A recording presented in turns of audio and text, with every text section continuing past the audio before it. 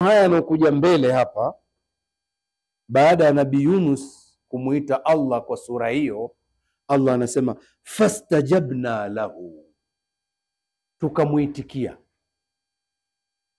Alipotuita tukamuitikia. Wanajainahu minal ghammi, tukamuokoa kwenye kero lile alilokuwa nalo moyoni mwake. Si alikuwa na kero moyoni, ana ghammu, nimekukosea ya Rabbi, leo niko humu gerezani, nimekukosea ya Rabbi. Ya Rabbi, kwanza nakereka na makosa yangu kwako kabla sijakereka na hiki kifungo. Mungu anasema fanajainahu minal ghammi, tukamuokoa kutokana na kero lile alilolipata, misukosuko aliyokuwa nayo. Sikiliza maneno yanayofuata mbele. Haya ni habari njema kwetu. Ushahidi wetu sisi ni huu unaofuata mbele. Wakadhalika, na kama tulivyomuokoa hivi Yunus, nunjil mu'minin, tutawaokoa waumini wote wakiwa kama hivi.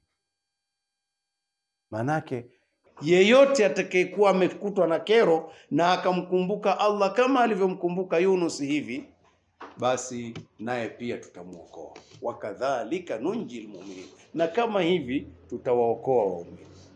Hiyo ni habari njema, sio habari njema? Habari njema. Maana yake pana taswira kwenye maneno haya aliyosema Yunus. Haya tuna picha tunaoipata ukimwelekea Allah wakati umezongwa kama alivyosema Yunus. Allah nawe atakuokoa kama alivyomuokoa Yunus. Tuko pamoja? Ndio. Hazina sio hazina hii? Hazina. Hazina. Sasa kama mtu hazina kama hizi unatembea nazo, wewe unatafuta maji ya upako, mafuta ya upako, nini unatafuta nini? Upako gani unaotafuta? Tuko vizuri? Ewa. Shika hazina, usiache. Hii Qur'ani sio ya kupatia thawabu tu, ina vitu ndani yake, vyetu vya kufanyia kazi. Sawa sawa? Hii ya kufanyia kazi. Penye amri fuata, penye makatazo acha, penye tiba unayo hiyo hapo. Ndio unataka upate thawabu tu. Thawabu ndio. Thawabu zimewekwa kuhamasisha kusoma na kuzingatia. Ndio lengo lake. Ukisoma utapata thawabu ndio. Ukimuita Allah hata kwa kumsifu tu, hujamuomba chochote, utapata thawabu ya kumsifu. Umwambie ya Rabbi subhanaka inni kuntu minadh dhalimin. Hata una shida, Allah anafurahi. Na ukiwa na shida kweli, sasa anasema huyu si ndiye alikuwa akinisifu wakati hana shida. Ulijipendekeza, atakupenda. Kujipendekeza kuko hakuko? Kuko. Ikiwa tunajipendekeza kwa wenzetu na wanatupenda kwa kujipendekeza, ukijipendekeza kwa Allah asikupende? Atakupenda. Tujipendekeze kwa Allah ili tupate rahma khasa. Tuko pamoja? Yunus alilalamika hivi, akamwambia Allah, la ilaha illa anta subhanak inni kuntu minadh dhalimin fastajabna lahu. Allah anasema tukamuitikia.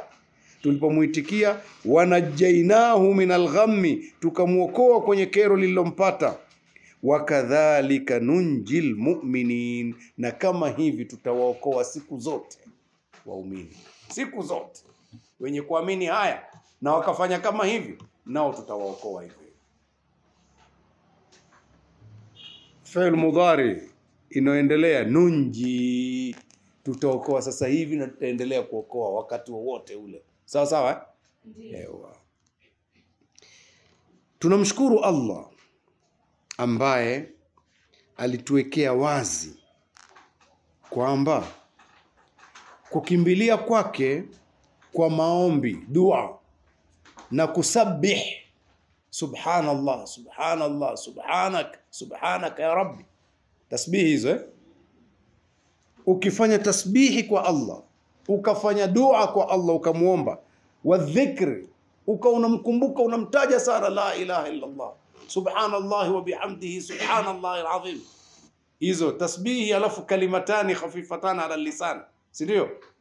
كلمتان خفيفتان على اللسان ثقيلتان في الميزان حبيبتان إلى الرحمن سبحان الله وبحمده سبحان الله العظيم matamshi mawili ambayo mepesi kwenye ulimi kuyataja, lakini mazito kwenye mzani yakipimwa siku ya Kiyama. Habibatani ila Rahman, yanapendeza sana kwa Allah Ar-Rahman. Yapi? Subhanallahi wa bihamdihi, subhanallahi alazim. Hivi hebu nikuzindue hazina nyingine. Ulikuwa unamsifu Allah kwa matamshi anayoyapenda, unamsifu tu, huna shida, umekumbuka tu mwenyewe, umetulia, subhanallahi wa bihamdihi, subhanallahi alazim. Si unajipendekeza? Subhanallahi wa bihamdihi, subhanallahi alazim, subhanallahi wa bihamdihi, subhanallah. Ukajipendekeza, halafu hujamuomba chochote, mara umemkumbuka tena, subhanallahi wa bihamdihi, mpaka ikawa ni tabia yako kwamba Allah anapenda hivi, basi mimi nafanya anachokipenda. Siku moja ukatatizika. Ulipotatizika ukaanza, ya Rabbi, uliniambia, Mtume aliniambia kuna majina, maneno matamshi mawili unayapenda sana, subhanallahi wa bihamdihi, subhanallahi alazim. Ya Rabbi, naelekea kwako kwa haya maneno unayoyapenda haya, kwa kuwa unayapenda na mimi najua unayapenda, nasema haya unayoyapenda ili uniondolee tatizo langu. Wewe unafikiri Allah hata kusikiliza? Usiku wa manane umeamka ukakumbuka, si jana na juzi nilikuwa nasema subhanallah wa bihamdi. Ya Rabbi, maneno haya unayoyapenda leo nayasema tena, haya unayoyapenda ili unitatulie tatizo langu. Ukapiga hapo subhanallah wa bihamdi, subhanallah alazim, halafu ukasema la ilaha illa anta subhanaka inni kuntu minadh dhalimin, la ilaha illa anta subhanaka inni kuntu minadh dhalimin. Hazina sio hazina hizo? Nyinyi vijana mna bahati, nyinyi mna hazina nyinyi.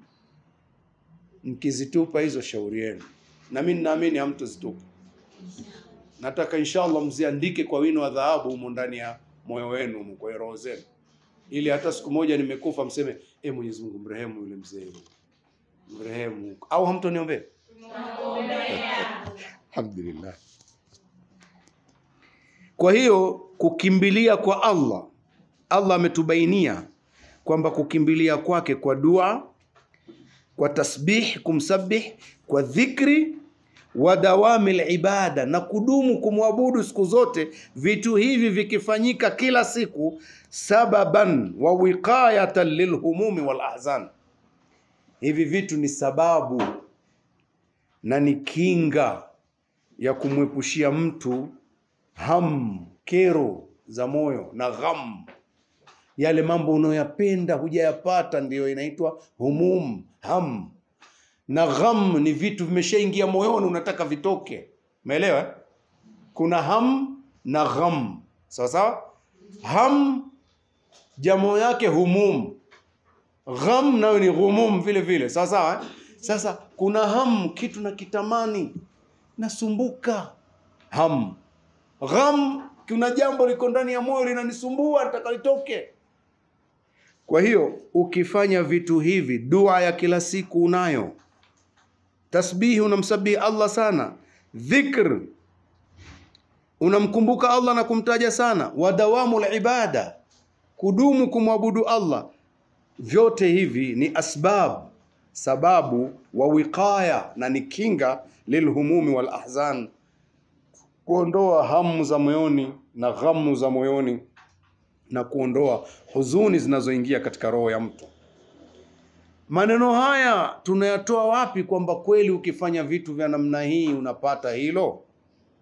Ebu angalia Allah anavyomrekodi mtume wetu Muhammad sallallahu alayhi wa sallam katika surat al-Hijri aya ya 97 mpaka 99. Allah anamwambia hivi, ujumbe umeanzia huko nyuma, sisi tunataka kipengele hiki tu. Walaqad na'lam annahu yadhiqu sadruka bima yaqulun. Walaqad na'lam annahu yadhiqu sadruka bima yaqulun. Fasabbih bihamdi rabbik wa kum minas sajidin wa'bud rabbaka hatta ya'tiyaka al-yaqin. Walaqad na'lamu, na kwa hakika ya Muhammad sisi tunajua, annahu yadhiqu sadruk, kwamba wewe kifua chako kinapata dhiki, bima yaquluna, kwa haya maneno wanayoyasema hawa watu. Wanakusema vibaya, tunajua kama unapata dhiki kwa haya wanayoyasema kwako. Mara wakwambie mchawi, mara wakwambie si hivi, mara kesho hivi, maneno ya ovyo ovyo, kila siku maneno ya ovyo. Tunajua unapata dhiki. Sasa ili uondoe dhiki hiyo, fasabbih bihamdi rabbik, msifu Allah kwa sifa zake, kwa ukamilifu wa sifa zake na sifa zake nzuri, msifu. Manake ni sawa sana kusema subhanallahi wa bihamdihi, subhanallahi alazim. Sawa subhanallahi wa bihamdihi, subhanallahi alazim. Ndio fasabbih bihamdi rabbik, msifu Allah kwa sifa zake nzuri, mtakase. Wa kum minas sajidina, na uwe mwenye kusujudu, katika wenye kusujudu. Sujudu sana. Swala za usiku hizo jamani, sujudu pamoja na swala za fardhu. Kwa hiyo kwa kawaida Allah anapenda sana kumuona mja wake amedumu kwanza kwenye fardhi, halafu atazidi kuwa yuko naye kila akifanya zile nawafil. Akijisogeza kwa nawafil, basi Allah naye anamsogelea mpaka inafika wakati Allah anasema, huyu sasa mimi ni sikio lake, huyu sasa mimi ni mkono wake wa kushikia, huyu sasa mimi ni mguu wake wa kutembelea, na akiniomba nitampa, na akitaka kujikinga nitamkinga. Hadithul Qudsi hiyo maana yake. Sawa. Kwa hiyo kwanza jipendekeze kwa Allah kwa kutii amri zake. Swala za faradhi swali, funga za lazima funga, ukiwa unatakiwa zaka umefikia kiwango toa. Sawa. Lakini humo kuna funga za sunna, unafunga. Sawa. Jumatatu na Alhamisi, 13, 14, 15. Nyingine yoyote ya kujipendekeza kwa Allah. Sawa. Unafanya hiyo. Amka usiku upate raka 2, 3. Kujisogeza kwa Allah subhanahu wa ta'ala. Akamwambia fasabbih, msafishe, mtakase, mtukuze, msifu. Bihamdi rabbika, msifu Allah kwa sifa zake nzuri. Wa kum minas sajidina, na uwe katika wenye kusujudu. Wa'bud rabbaka, na umwabudu Bwana wako mfululizo, hata yatiaka al-yaqin, mpaka mauti ya kuchukua. Unaona? Ndio yale tuliyosherehesha yale. Umtumikie Allah kwa mambo ya lazima yote, na ujisogeze kwa Allah kwa vitu hivi vilivyotajwa. Kwa hiyo dua, kumsifu Allah, kufanya tasbihi sasa, dhikri kila wakati kwa Allah, kwa sababu ukiwa unafanya dhikri na Allah yuko pamoja na wewe. Sawa. Ewa. Vitu hivi ni sababu ya kumuondolea mtu humum na kumuondolea ahzan, huzni. Mtume amehuzunika mpaka Allah anamwambia, kwa hakika sisi tunajua kwamba kifua chako kinapata dhiki, kwa haya maneno wanayoyasema. Na sisi mara ngapi tuna dhiki humu duniani zimejaa. Kwa hiyo tunaambiwa tufanye vitu vya namna hii kama alivyoagizwa Mtume sallallahu alaihi wasallam. Sasa mabinti zangu, wajukuu zangu, hapa tulipo katika dunia yetu ya leo, kero za moyo ni nyingi, huzuni ni nyingi. Na unajua siri yake mpaka kero zikawa nyingi? Siri yake ni hii: watu wameivamia dunia, wameitolea macho. Na dunia tabia yake, ukiitolea macho tunayo inakutolea macho. Dunia tuichukulie hivi taratibu, tusiitolee macho. Tuichukulie tuko kwenye kazi. Kazini hapa tufanye kile tunachotakiwa kufanya. Lakini mna mapambo. Sasa wewe ukianza kutolea macho mapambo, kila kilichoko umekitolea macho, na dunia nayo inakutolea macho vile vile. Kwa nini inakutolea macho? Inakushangaa. Na nisikie vizuri. Dunia ukiitolea macho tu nayo inakutolea macho. Inakwambia, hivi kumbe unijui? Yaani wewe ndio hujanielewa hata kidogo wewe kumbe. Wewe umeletwa kupita tu hapa. Mbona unanitolea macho hivyo? Unataka kila kitu wewe hapa. Haiwezekani. Inakushangaa. Pamepita kina Firauni hapa, inakutolea macho, tena itakushikia na kiuno, inakwambia Umeelewa? Unaelewa vizuri? Yaani nakwambia hana unijui hata kidogo wewe. Firauni amepita hapa kanitolea macho, yuko wapi? Karuni amenitolea macho akakusanya kweli kweli, yuko wapi? Wamepita wababe kweli kweli, wako wapi wewe? Wewe mbona mdogo sana? Hebu tulia. Ukiwa usikii ikikwambia hivyo, wewe ukaendelea kutoa macho, basi inabaki kukuangalia sasa. Haya, hebu mkuone hizo mbio zako. Mbio zako miaka 50, 60. Inakutizama tu. Imeshawachukua watu walioishi miaka 500, miaka 600, miaka 1000. Imeshawachukua. Kwa hiyo wewe una miaka 50 na unafanya fujo hivi. Inakuangalia, unatembea, ukifika mpaka hapa ndio mwisho wako, inakufanya hivi.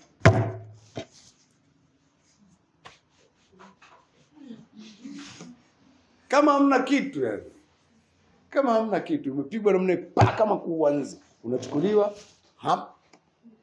inapapasa tumbo. Hivi kumeingia kitu? Hamna chochote bwana, fuja zake tu. Naeleweka? Au sieleweki? Sijekawa naonekana anazungumza vitendawili. Ndio uhalisia huo. Usiitolee macho dunia. Itakutolea macho, itakushangaa kweli. Ichukue sehemu yako, umepelekwa kwenye sehemu ya kazi. Sehemu ya kazi tu. Fanya kazi uliopangiwa, uimalize vizuri, uondoke vizuri. Kesi imekwisha. Sawa? Lakini umeitolea macho kama vile uondoke. Ndio hapo sasa utakapobeba kero za moyo. Utakapobeba huzuni nyingi kwa sababu umeitolea macho. Dunia leo tumeitolea macho mno. Na ukishaitolea macho nayo inakushangaa, itakwambia humu mnakupitana humu. Watu wanapitana kwa kweli, wewe unijui. Kupitana vipi? Ajiangalie wewe ulivyo. Una nini wewe? Unajitizama. Kweli sina kitu. Watizame wale kule. Wamekupita, waje kupita. Wamenipita. Sasa utafanyaje? Huzuni hizo tayari. Si ndio? Lakini kama ulijua uko kazini, ulipojitizama kabla hujamnyoshia Mungu mkono, ya Rabbi nataka kile, ingebidi kwanza uteremshe macho yako chini ujiangalie, nina vingapi nilivyomiliki kabla sijaomba hicho. Utashukuru, hutashukuru? Ukishukuru Mungu mwenyewe anakuongeza. Ndivyo sivyo? Yaani kabla hujamwambia ya Rabbi, mbona wale wamenipita? Mimi nimepitwa. Unaambia hebu tulia kidogo. Hebu jitizame kwanza. Una vingapi wewe bure? Ulipi? Kweli. Una wangapi umewapita? Kweli. Tulia. Umeshatulia, alhamdulillah. Tuko pamoja? Huzuni leo zimejaa duniani ni kwa sababu watu wameitolea macho dunia, wameanza kufikiri kuburudisha viwiliwili vyao tu. Kila mmoja anafikiria namna ya kustarehesha mwili wake. Mwili wangu upate hiki, mwili wangu upate hiki, mwili wangu upate nguo gani, upate nyumba gani, upate chakula gani, upate gari gani, upate ndege gani, upate boti gani, meli gani. Mwili tu huo. Walipofikia hivyo, kwa kuwa ni kawaida ya dunia kupitana, lazima utakavyopata kuna watu wamekupita. Ndivyo sivyo? Utakereka siku zote kwa sababu umepitwa. Na hutoshukuru kwa sababu kuna watu umewapita. Hutoshukuru. Hicho ndicho kinacholeta huzuni katika dunia. Sasa watu wameangalia miili yao, wamesahau kama kuna roho zao nazo zinatakiwa zipate kitu, wamezipuuza. Na roho ndizo zinazopata huzuni, na njia ya kuondoa huzuni kwenye roho ni kuilisha nayo. Utailisha mihogo roho? Nyama ya kuchoma?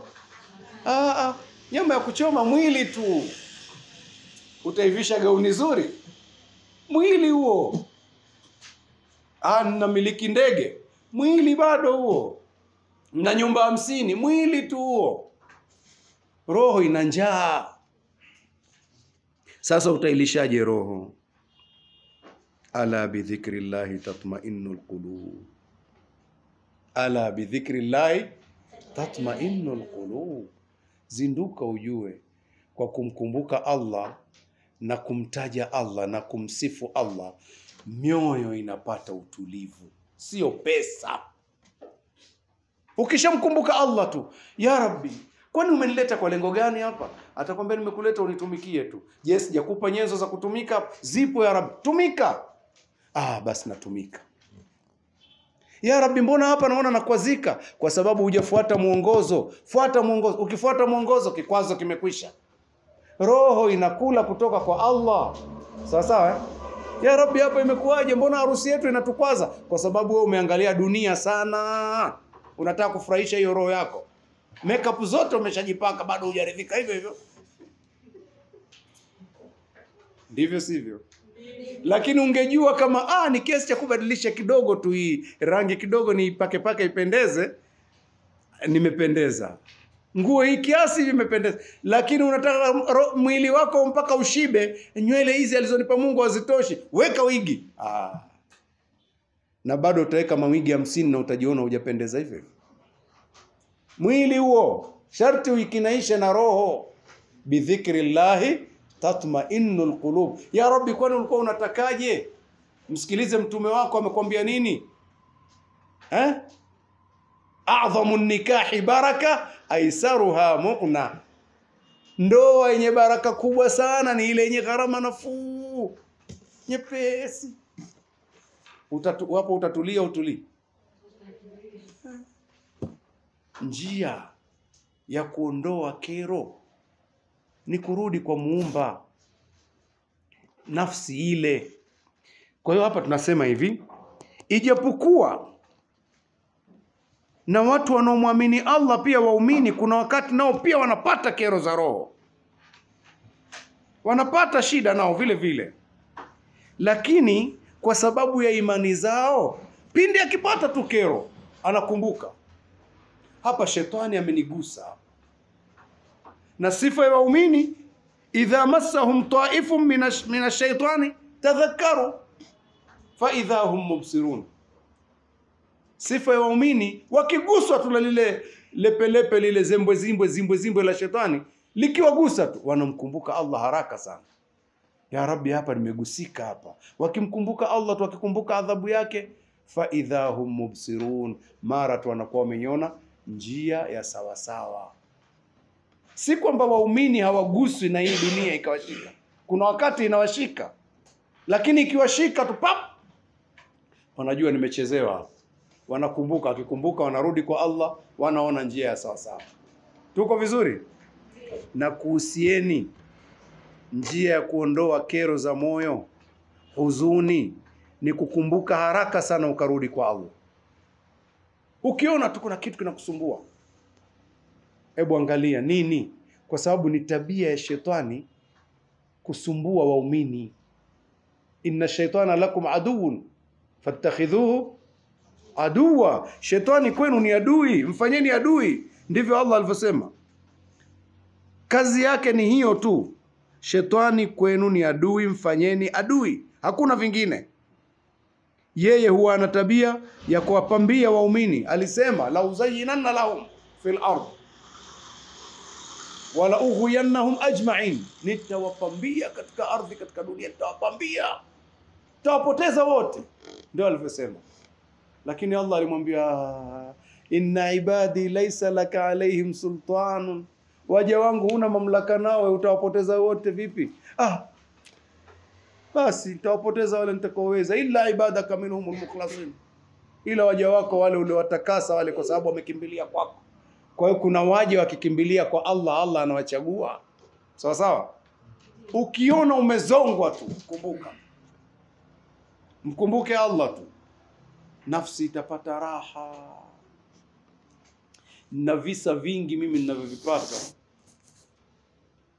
kwenye ndoa hizi, watu wanapiga simu wamechanganyikiwa kabisa. Unahisi kabisa huyu ashachanganyikiwa.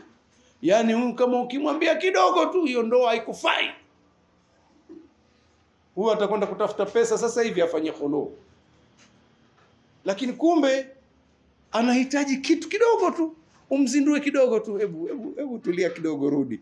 Basi ukishamaliza unamrudisha kidogo, unasikia mtu analia kabisa, ameshapoa kabisa. Inanikumbusha kisa kimoja wanakizungumza mwanachuoni mmoja, tena aliwahi kuwa katika mashekhe walionisomesha Saudia, Abdullah bin Bey.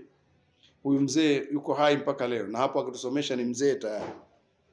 Mzee Abdullah bin Bey huyu aliwahi kuwa anatoa fatwa kwenye TV, kukaandikwa kwamba kuna mtu mmoja, mwanamke mmoja wa Algeria kama sikosei, alikuwa huyu mwanamke amesumbuliwa sana na mumewe, mlevi kweli. Basi akapiga simu kumpigia yule mwanachuoni, mimi mume wangu yuko hivi mlevi sana, hivi nikiomba talaka kweli nitapata dhambi, manake tumeambiwa hivi na hivi na hivi. Ile mzee akamuuliza, una watoto? Akamwambia ndio. Wangapi? Akataja idadi yake, nimesahau, 6 7. Akataja idadi ya watoto. Kama akikuacha unaweza ukawachukua au ukawalea wewe? Siwezi, mbona sina kipato cha kunitosha kuwalea. Wazazi wako wapo karibu hapo unapoishi? Hapana, wako mbali sana. Sasa akikuacha, manake hao watoto utafanyaje? Mtamwachia yeye. Basi akamwambia, nikupe nasaha. Ameshachanganyikiwa mwanamke, miaka kadhaa ameitaja mume mlevi tu miaka yote. Hao watoto wanazaliwa mmoja baada ya mwingine, mume mlevi tu, anakuja saa ngapi za usiku huko. Akamwambia, sasa kweli unaweza ukaomba talaka kweli, na ikawa sio dhambi kwako kweli, lakini huoni kama ukimwachia hao watoto kama ni 6 au 7 au utakuwa umetengeneza walevi 8? Kama watoto 6, manako umemwachia baba mlevi na anachelewa kurudi, si utatengeneza walevi wengine? Ndivyo sivyo? Manake hao watoto nao utatengeneza wewe walevi tu. Na ukivumilia wewe, manake huenda ukawasaidia kuwaokoa hao watoto. Mama umeumia, lakini watoto wanaweza wakapona. Unalionaje hilo? Akatulia kidogo, akamwambia zuri.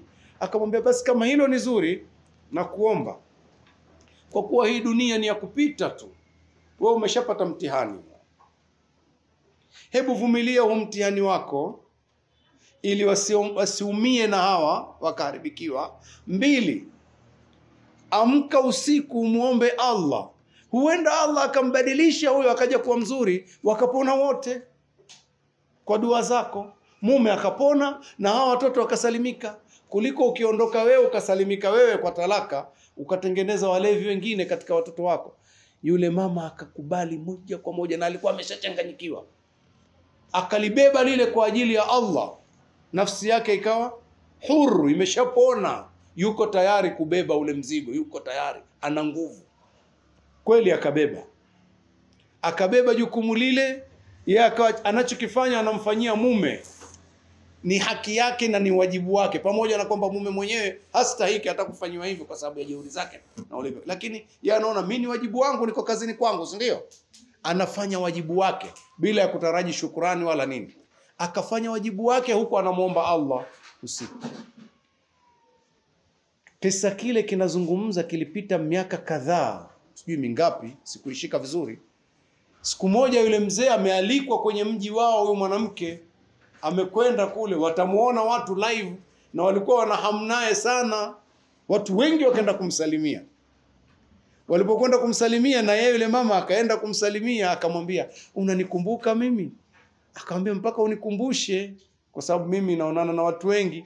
Akamwambia, katika watu wanaokuuliza maswali, kuna mtu mmoja alikuuliza kuhusu mume wake kadha kadha kadha. Akamwambia, nakumbuka hicho kisa. Akamwambia, hiyo ni mimi. Nieleze kisa cha mumeo. Akamwambia, mume wangu sasa hivi ndiye anayefungua msikiti.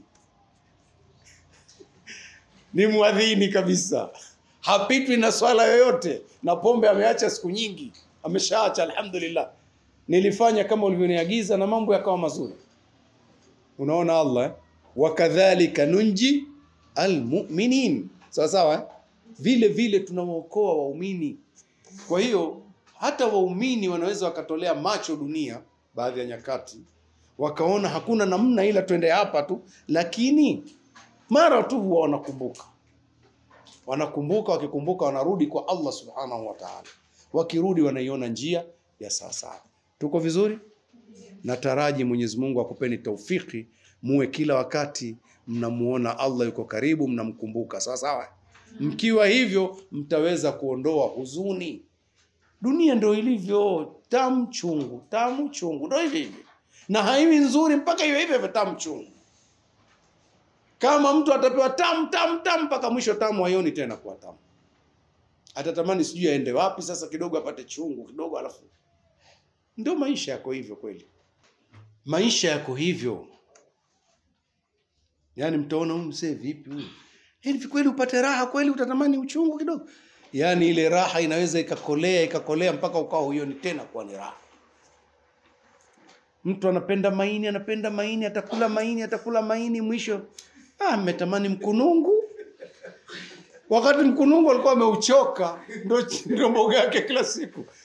Akasema natamani maini, atakula maini mpaka mwisho atamani mkunungu. Sisi tulikulia mihogo huko zamani. Mimi nilikula mihogo mpaka nikawa sina mnayo hata kidogo muhogo.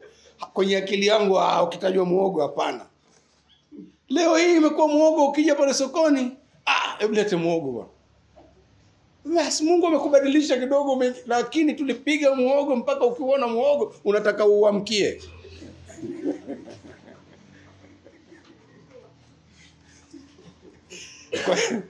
Kwa hiyo mabinti zangu, wajukuu zangu, maisha yako hivyo.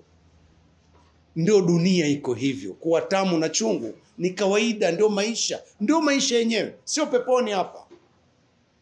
Kwa hiyo nawahusia hata watakaonisikiliza kwenye hizi media wakaja wakaniona, wanisikilize vizuri. Msizivunje ndoa zenu haraka kwa sababu tu kumeingia uchungu kidogo. Mkumbukeni Allah. Baadhi ya nyakati kuwa na wewe ni muhanga kwa ajili ya wengine.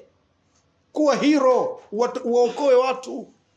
Kuna watu tayari wameshakuwa wako chini yako. Ukirahisisha wewe vyote vile watapotea hawa.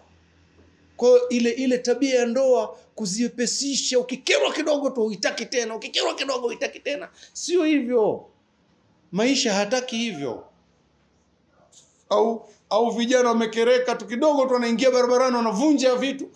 Sasa ndio umepata nini sasa? Umekerwa na nini mpaka unavunja reli? Unavunja mwendo kasi, unachoma vituo vya mafuta. Ndio umepata nini sasa? Ndio umefanya nini yani katika maisha? Hata ueleweki, usomeki. Yote hii ni kwamba watu walikuwa hawajawahi kupata shida kabisa, hawajawahi kuona uchungu wa kukosa amani. Tunawakumbusha vizuri sana. Wakumbuke watu huko nyuma kidogo. Hadi watu waliozaliwa katika kipindi Rais Mwinyi ameshakuja akasema ruhusa, kila kitu ruhusa. Wote waliozaliwa katika kipindi hicho na wale ambao walikuwa wameshazaliwa lakini bado wadogo wakaona ruhusa raha. Kwa hiyo ukiwaambia jamani hii amani ni tunu, hata hawana habari. Lakini kabla ya ruhusa kulikuwa kuna kingwamba kidogo huko nyuma. Tulipanga foleni huko ya mawe, unaweka mawe ili upate mkate. Unga huwezi kununua unga unaotaka tu, unga mmoja tu. Unga huu. Ukitaka kuzika nguo za kuzikia pia hakuna. Kaulize huko kulitokea nini kwa mpaka ikawa hivi. Kwa hiyo tuangalie vizuri. Hata waumini wanaweza wakapata shida, lakini wakipata shida wanamkumbuka Allah haraka sana. Kwa hiyo tukumbuke la ilaha illa anta subhanaka inni kuntu minadh-dhalimin. Tukumbuke tasbihi nyingi tu za kukumbuka kusema kalimatani khafifatan subhanallah wa bihamdi subhanallahi alazim. Tukumbuke afdalu dhikri la ilaha illa Allah. Ziwe zimo ndani ya nafsi yako. Ucheze na maneno haya, unajisikia ndio hobi yako, ulimi wako una raha kusikia kusema vitu hivyo. Utaona kuna mambo fulani yanabadilika kwa sababu Allah anakuwa yuko na wewe. Akiwa na wewe hukosi kitu. Sawa Shetani huwatia watu misukosuko. Surat Al-A'raf aya 201 ndio ile niliyopitia haraka. Innal ladhina taqaw, wale wanaomcha Mungu sawa. Al-A'raf aya 201. Idha massahum ta'ifun minash shaitan, pindi likiwagusa wao lile pulizo lile la shetani, ule mguso wa shetani ukiwagusa tu wale waliomcha Mungu, tadhakaru, wao hukumbuka haraka sana kumkumbuka Allah, kukumbuka adhabu ya Allah, kukumbuka neema za Allah. Fa idha hum mubsirun, mara tu wanakuwa wameiona njia ya sawa sawa, tuwe hivyo. Halafu mwisho kabisa niwamalizie na hadithi ambayo huwa kila nikipata fursa na kusomeeni. Inasema hivi, hadithul qudsi, amesimulia Abu Huraira. Allah anasema, yabna adam tafarragh liibadati amla sadraka ghina. Sawa sawa, eh? We mwanadamu, jishughulishe na kunitumikia mimi, nitajaza kifua chako kutosheka. Sawa? Ukishughulika kunitumikia mimi, Allah anasema kifua chako nitakijaza kutosheka. Wa asuddu faqraka, na nitaziba mapengo ya mahitajio yako. Hapo nafsi itapoa, haipo? Nafsi imetulizwa na mapengo Allah anayaziba, kwa sababu Allah anasema wa man yattaqillaha yaj'al lahu. Nafurahi sana nikisikia hivyo. Naachia kusudi mmalize nyinyi. Wa man yattaqillaha yaj'al lahu wa yarzuquhu. Wanazuoni hawa sio mchezo. Wa yarzuquhu min haythu la yahtasib. Mwenye kumcha Allah humpa mapito ya kupita akipata dhiki, na anamruzuku kwa namna ambayo hakufikiria. Kwa hiyo tafarragh liibadati, Allah anasema shughulika kunitumikia mimi. Amla sadraka ghina, nitajaza kifua chako kutosheka. Wa asuddu faqraka, na nitaziba mapengo ya mahitajio yako. Wa illa taf'al, kama hutofanya hivyo, hutoshughulika na kunitumikia mimi, nini kitatokea? Amla uyadaika shughla, nitaijaza mikono yako kazi. Nitakujaza kazi wewe nyingi, nitakushughulisha. Walam asuddu faqra, wala sitoziba mapengo ya mahitajio yako. Niishie hapo. Wa sallallahu ala nabiyyina Muhammadin wa ala alihi wa sahbihi wasallam. Subhanaka Allahumma wa bihamdik, ashhadu an la ilaha illa anta, astaghfiruka wa atubu ilayka, walhamdulillahi rabbil alamin.